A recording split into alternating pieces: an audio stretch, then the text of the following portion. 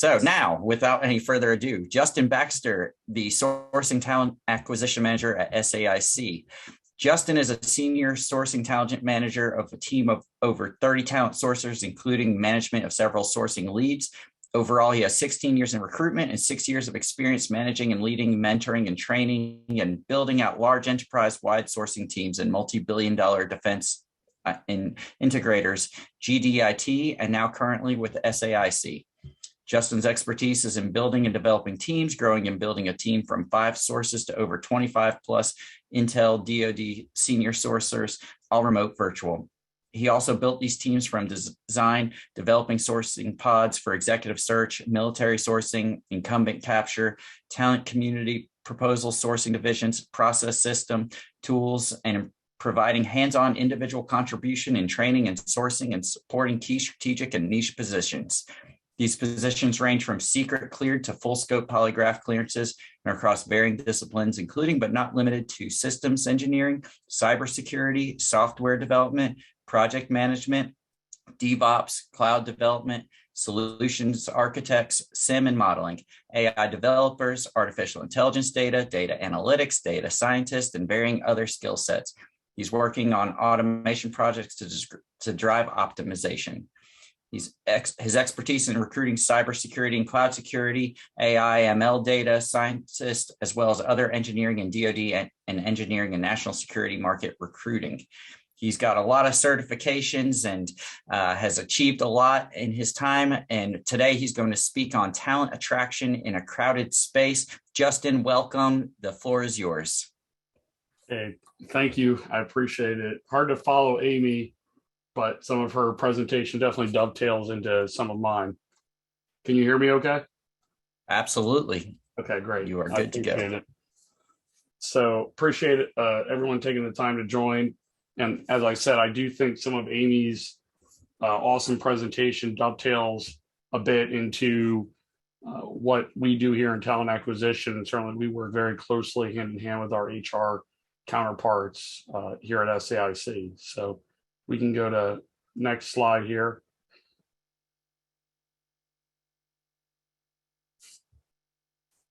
So as we all know, labor market right now is really tight, even tighter within the IT realms, which is primarily my focus, as well as security cleared realms. But one of the main things that's going on that we're seeing is, baby boomers are retiring. Unemployment obviously fell, and it's really maintained the same very low unemployment even from 3 to 4 months ago. And we're seeing that dovetail into this year.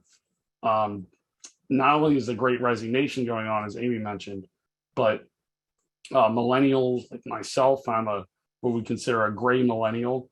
My wife makes fun of me about that. And then Generation Z are not only quitting their jobs, but we're needing more of this workforce to come in and offset the smaller populations of Gen X. And then obviously the baby boomers moving on, obviously to retirement. So we can go to next slide here. So as a manager of all 4 generations myself, I manage everything from Gen Zs to millennials like myself, Gen Xers and boomers. These generations do comprise the modern workforce. Obviously, there's differences within each generation. That affects us here in talent acquisition very uniquely. So the old adage of kind of, okay, how you approach or recruit Gen Z or approach and recruit a software engineer in Gen Z versus maybe a principal engineer who's a boomer or a Gen X. Well, one size doesn't fit all. It's a very eclectic grouping of target segments. And even within those segments, right, the segmentation of those groups, we also have the generational components. And what we've seen right now is, and what I'm going to walk through is the different recruiting strategies that we would leverage for these different generations in the workplace, what really appeals to them, because it does differ. Obviously, Not everyone in these generations is the same, but as a whole, I pulled different data points about each generation and then applied it to different recruiting strategies that I've employed successfully within my own organization and previous organizations. We can go to the next slide.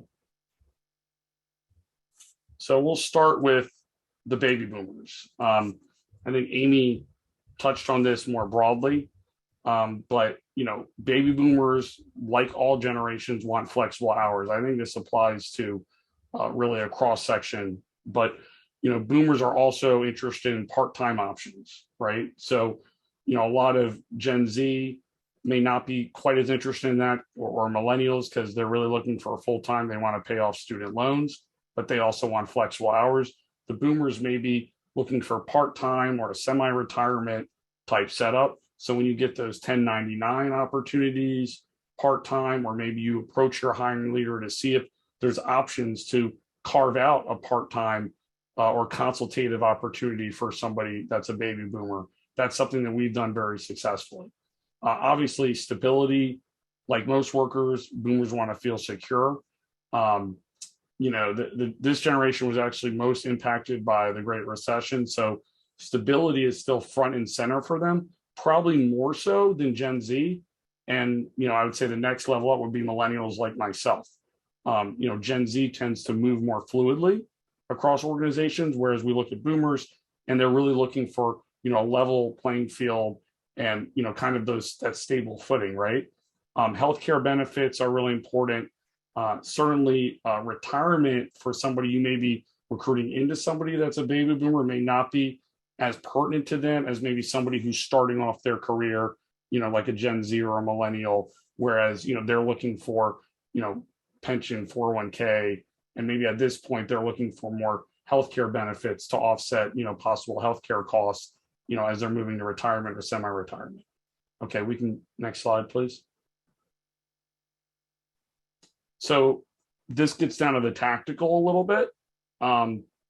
So baby boomers, traditional and technological tactics can work. And when I talk about, traditional, I'm not talking about the metaverse, right? I'm talking or recruiting in the metaverse, that is. I'm talking about leveraging print mediums, snail mail, postcards, radio, old school billboard mediums work. You can go and kind of go, what I would say off grid, instead of going and creating an avatar and recruiting software engineers in the metaverse in a virtual world. I'm probably reaching out to these populations via, snail mail, postcards, a food truck. I'm going a little bit more, old school with my approach. Obviously, this can still be appealing to Gen Xers and Gen Z and millennial. It's just, what we've seen statistically, it's a little more, there's more ROI from doing this within those generations. Still 68% of boomers owned a smartphone, almost 60% are active on social media. So it's not like you still can't take some of the conventional approaches via different social channels as well. In our approach, I think being very direct, obviously Amy mentioned this again, transparency I think is crucial, especially for us in talent acquisition. We may be that first voice or advocate of an organization. So it's immensely important, especially with these populations, that you're not going to beat around the bush. You're going to get direct and to the point and explain, kind of, the nuts and bolts of the role and the organization. Gen Z may be interested in some other value propositions when we engage them, right? Offer opportunities for partnership. As boomers are getting ready to retire, they may not be looking to leave entirely, but I have folks that I've managed, who maybe are looking for some type of part-time engagement where they know they still have value and they do have value to an organization, but it just may not be in that full-time capacity, right? So trying to carve something out and promoting ways for them to feel valued in the workforce, contribute in the way that works for them. Next slide, please, Jesse. So Gen X, right? Gen X. So that's the next level up for me as a millennial. Growth opportunities. Gen Xers are looking for growth and ability to be contributors, much like boomers. They're certainly looking for work-life balance. one of the things that differs, that at the Gen X stage, what we've seen is a lot are looking for, really ways for them to either get more learning and development to grow if they're not already there, looking to take that next step, because that next step is moving to, a higher level leader. That could be mentoring programs where not only, they have a boomer that's mentoring them, but they can also provide mentorship down the chain to like millennials like myself or a Gen Z person, individual to kind of move them along. And that can be beneficial. So it can be a two-way street in terms of doing a mentor or mentoree program. Unlike boomers, Gen Xers, they're still planning for that said retirement. Again, they're looking to come in and, what is that match program? That's still of a lot of value. So if that's, front and center in your value proposition and talent acquisition, I would do, a social media campaign around that. I would target those folks. There's so much you would do to really look at that segment and say, okay, I'm going after this population with this type of recruiting message. And it may look slightly different than how I would target segments, within the boomer population.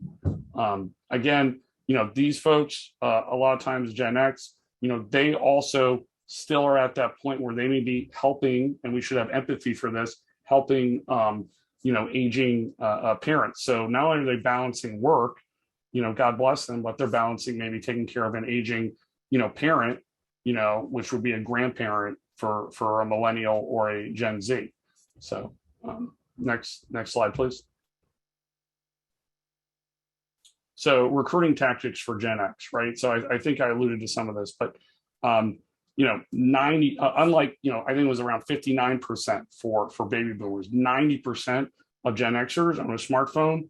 So mobile is key, staying in SMS, staying in, geo-targeted ads, they're looking on their mobile phones just like millennials, really not too far off from Gen Z, to be honest. So you want to go heavy with programmatic ads, with mobile ads, and reaching them where they are. Text is still going to be, a very good technology or a very good channel that you would leverage in addition to email to offset any type of outreach within your recruiting stack.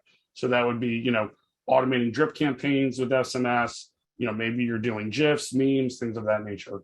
I think promoting a combination of company culture and day-to-day of the role is really important.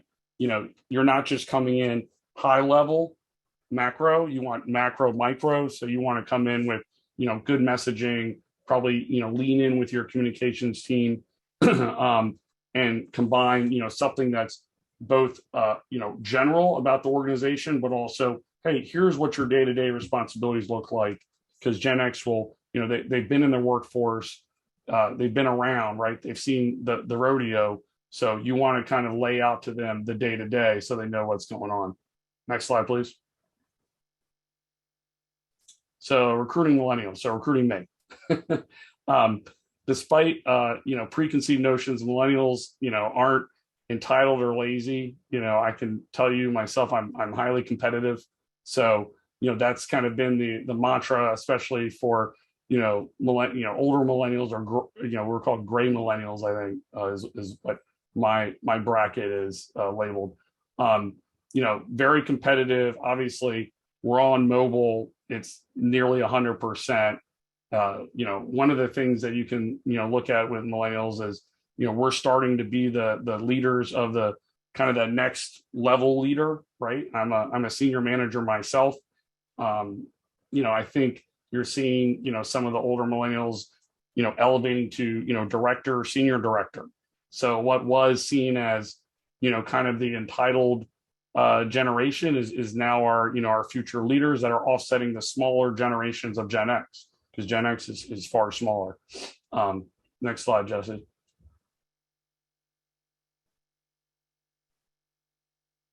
So what do we want? What do millennials want? And I can attest to this, the ability to grow. Many of us are a few years, or now at this point, 10 plus years into, working. Unlike Gen Xers, millennials may not be as interested in upward mobility. Instead, we may prefer, job training or leadership development to get there. So one of the things I look at is like, what training, what kind of certifications can I get, right? And so I've taken advantage, as Jesse, alluded to when he was reading off a litany of certs. I've taken a lot of advantage of getting that in my career. Some of it's personal and some of it's professional, right? I think flexibility is key.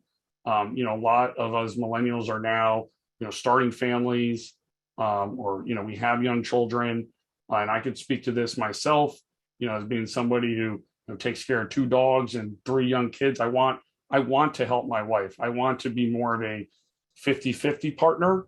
I don't think generations from the past, I can speak to my own, father, that wasn't the norm, right?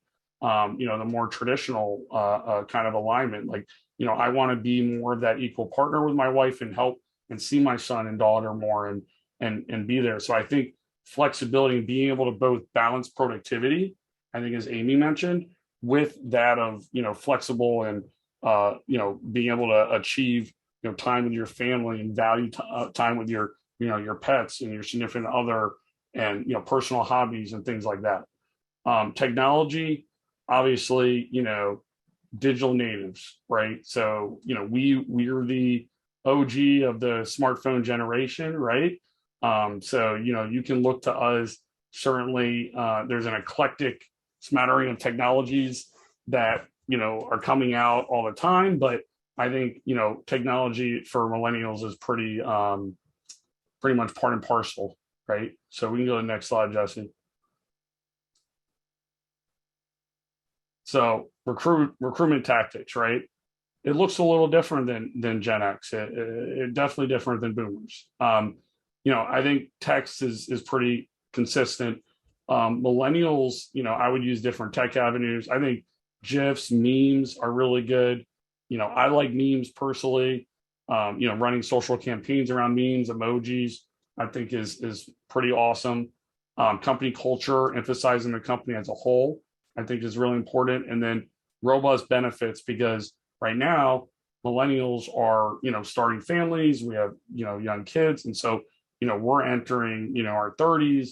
So it's reaching a point where, you are looking at, okay, I'm trying to pay off my student loans. I'm trying to balance, work. And I've also got, young children or significant others. And so I think looking at some of those coveted perks around like financial planning are really key at kind of this level. And so you can combine that with, campaigns you're going to run. You're just going to run those campaigns a little differently. And you're going to do it with, GIFs and memes and emojis to kind of pique the interest. So it's more of a marketing approach. And you're probably going to get 5 seconds of time, if you're doing a mobile ad or something like that. So, 5-8 seconds is all you're going to get for a millennial on email. So you got to make sure that, you're catching the interest very quickly.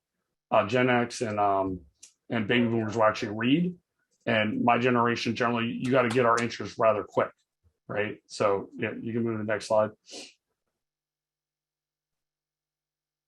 So Gen Z is coming. It's on the rise, right? So, we can go into, this is generally the labor statistics of 16 to 24-year-olds. They're about 11% of the workforce in 2020. Here, we can go to the next slide, Jesse. So Gen Z is tracking to be one of the most diverse workforces yet. This is great. And, it's showing that, not only are they the most diverse, they want to work in a diverse workforce. They want a workforce that reflects, their own backgrounds. So that's really important. We can go to the next slide here, Justin. So one of the things Gen Z really wants is livable pay. Obviously, they were hit very hard, very, very hard during COVID, because a lot of Gen Z were the ones, working hourly jobs and things like that, hospitality, retail. So when they're looking to get into the workforce, into a job that has, stability, I think livable pay, minimum livable pay, is pretty much front and center. Next slide. Special meaning, Gen Z, similar to millennials, but I think Gen Z even more. They're really, really tied to having a social movement, special meaning, mission, however you want to describe it. Other generations, it's important, but Gen Z, it's very important, right? So we would want to structure any recruiting that puts that front and center when we're marketing to them. You go next slide. Warm welcome, onboarding, right? So this is, really important. First impressions are everything. You take a millennial, may not be quite as important. Gen X and baby boomers, they've been onboarded before. They've seen different onboarding practices. Gen Z, this could be their first real job, besides maybe working retail or hospitality or coming out of college. What does that look like for them? So I think high touch, warm, making sure it's smooth, especially a lot are starting in remote. So you got to really try to go overboard to collaborate and communicate with these generations. Next slide, please. Remote work, Gen Z, this is not seen as a perk.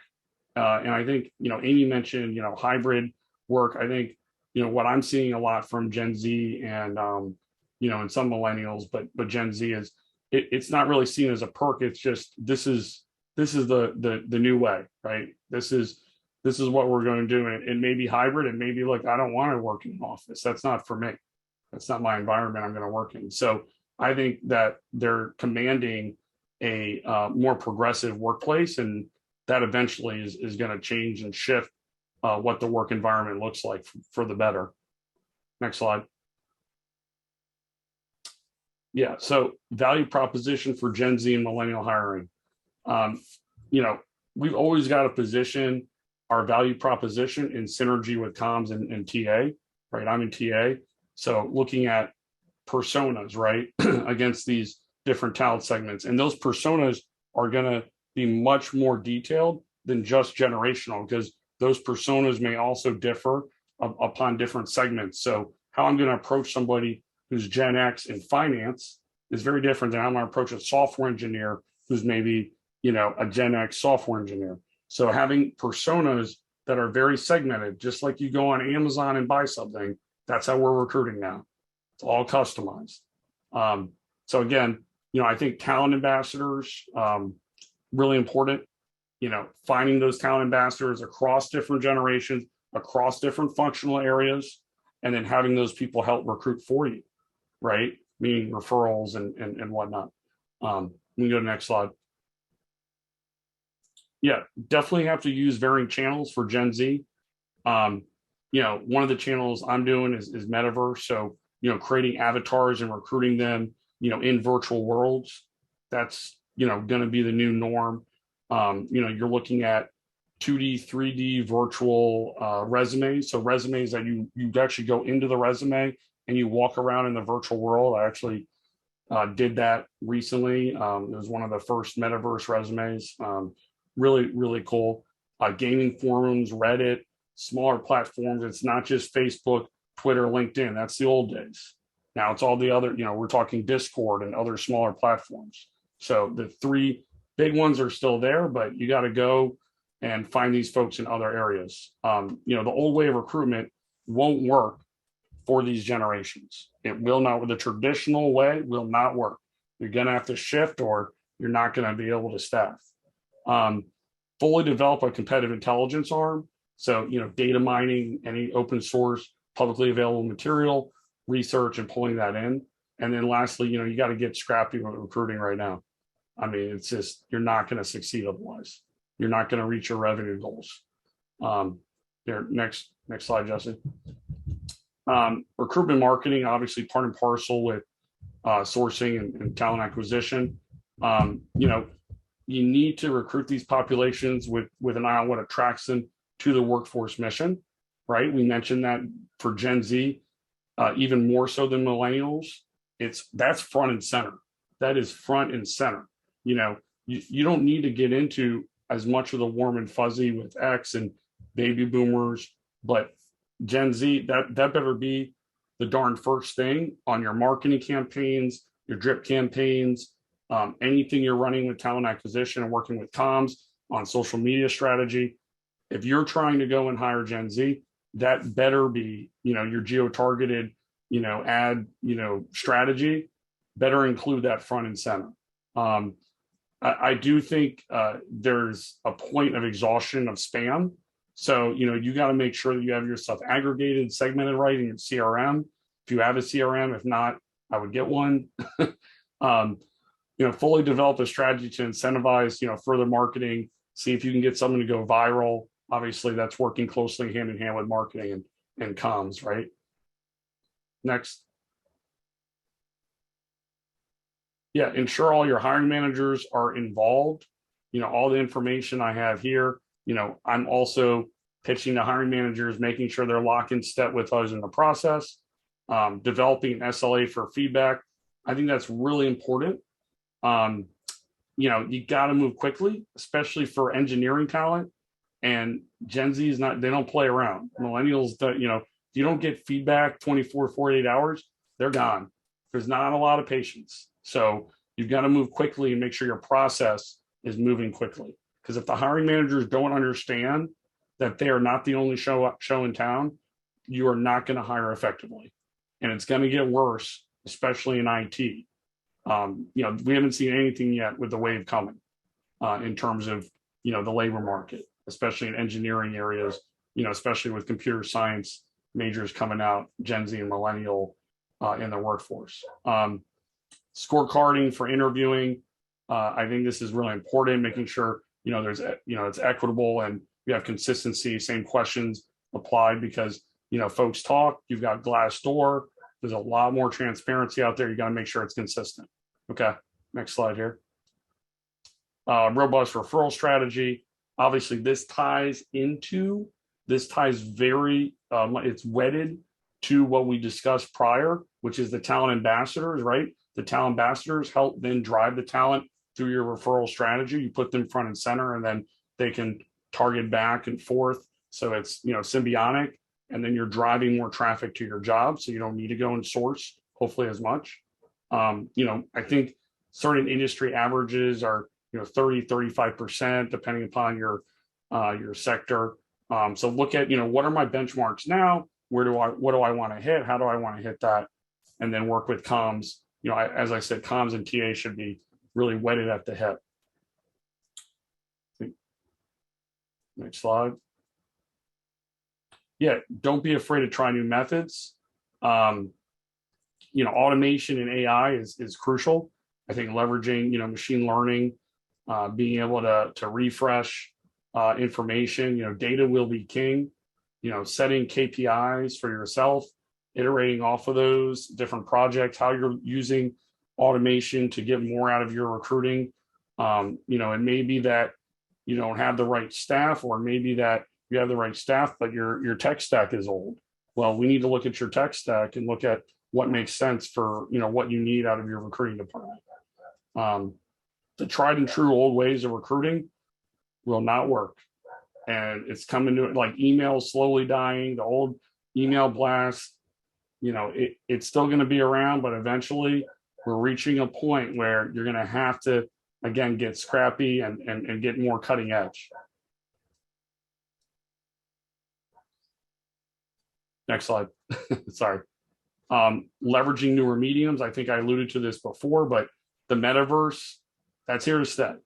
So livable resumes, creating avatars, collaborating with your team via 2D, 3D virtual worlds, right, will become commonplace. So, we're going to be moving to a whole different world. And so, if I'm going to find engineers and software engineers, they're in gaming platforms, they're in 2D, 3D virtual worlds, they may want to interact with you via avatar as opposed to, just face to face like we're doing here on Zoom.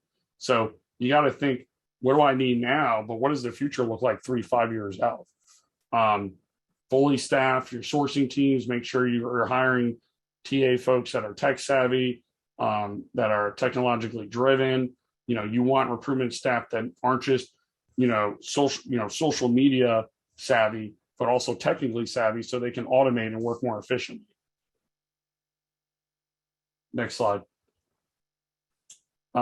Leverage all the data in your ATS, your CRM, talent networks, referral networks, career site visitors, Any other open source. I think I alluded to this, but data is king. So uncovering that data, harnessing AI to help sort and aggregate all that data is immensely beneficial. And organizations, it's getting really competitive for the talent. So whoever has more of the data quicker and I can aggregate it quicker will win that war for talent. Bottom line. So, the more open source data you have, the more you can make sense of it, leveraging, AI and machine learning. That's going to be crucial for your TA teams. Okay, next slide. All right, I think I went over a little bit and I apologize, but I don't know if there's any Q&A.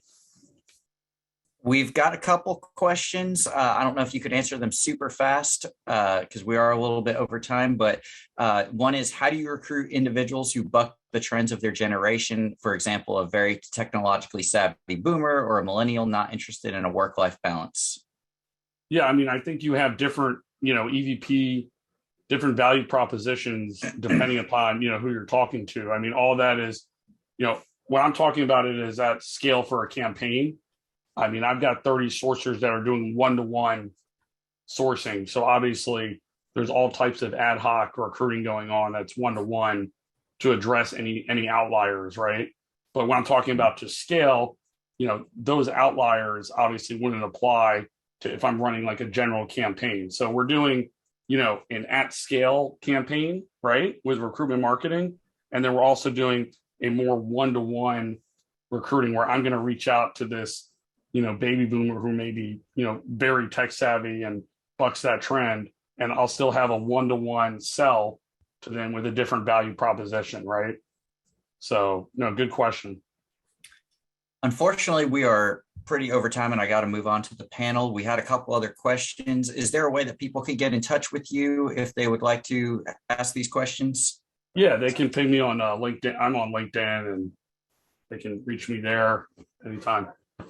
Excellent. Well, thank you so much, Justen. We appreciate you being a part of this and sharing your expertise. You've been amazing today and just a wealth of information. So thank you very much. Thanks, Justen.